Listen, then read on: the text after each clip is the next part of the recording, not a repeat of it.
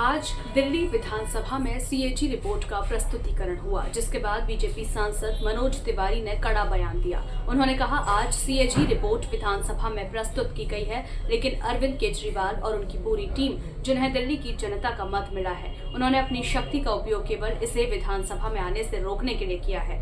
तिवारी ने आगे आरोप लगाया कि अरविंद केजरीवाल, जो कि एक बड़े घोटाले में उलझे हुए हैं, 2000 करोड़ रुपए से अधिक के घोटाले का कारण बने हैं।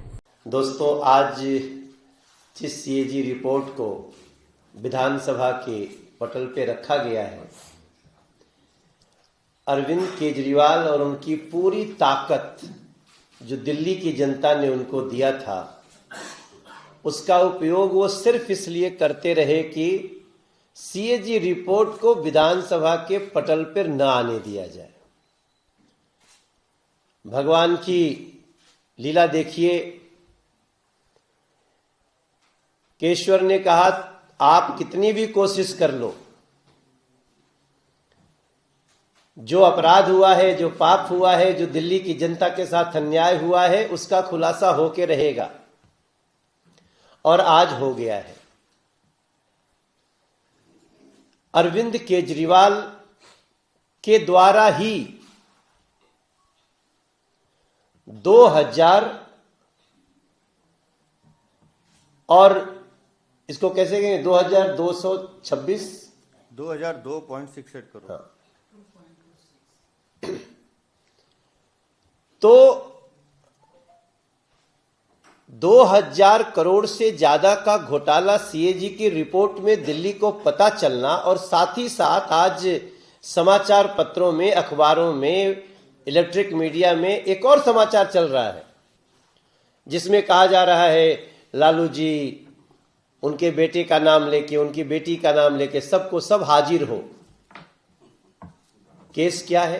अब संजोग देखिए, जिस दिन सीएजी रिपोर्ट जा रही है विधानसभा के पटल पे, उसी दिन लालू जी के केस की भी चर्चा हो रही है, क्योंकि उसमें संदर्भ में भी एक कोर्ट का एक निर्णय आया है। तब हम दिल्ली को आज ये बताना चाहते हैं कि वो तो सिर्फ 214 करोड़ के ही भ्रष्टाचार में उनको इतनी बड़ी सजा हुई थी, ये तो 2000 करोड़ से ज्यादा का घोटाला है। और इसका सबसे बड़ा कोई पहला आरोपी है तो वो है अरविंद केजरीवाल। और मैं ये भी देख करके हैरान हूं कि शराब की दलाली करने की इतनी ज्यादा इच्छा शक्ति थी उनकी कि उसके लिए उन्होंने न जाने कितने नियमों को ताक पे रख दिया। मैं पढ़ रहा था कि री टेंडर ना होने से लगभग 890 करोड़ का नुकसान हो गया। इन सारे चीजों में आज दिल्ली को जब यह पता चल रहा है कि वो ये कारण था कि अरविंद केजरीवाल सीएजी की रिपोर्ट को छुपाने के लिए लगे हुए थे, क्योंकि दिल्ली से ज्यादा सीएजी के बारे में कोई नहीं जानता। जैसे ही सीएजी की बात आती है, लोग 2013 में पहुंच जाते हैं और अरविंद केजरीवाल याद आते हैं, उनके हाथ में मोटी मोटी फाइल होती है, वही तो सीएजी की रिपोर्ट थी। इस बयान के साथ ही मनोज तिवारी ने सत्ता में बैठे दलों पर तीखा वार किया और कहा कि रिपोर्ट की निष्पक्षता पर किसी भी प्रकार का राजनीतिक हस्तक्षेप नहीं होना चाहिए। उन्होंने यह भी कहा कि राजनीति का इस्तेमाल असल मुद्दों से ध्यान हटाने के लिए किया जा रहा है, जिससे जनता को वास्तविक समस्याओं का सामना करना पड़ता है।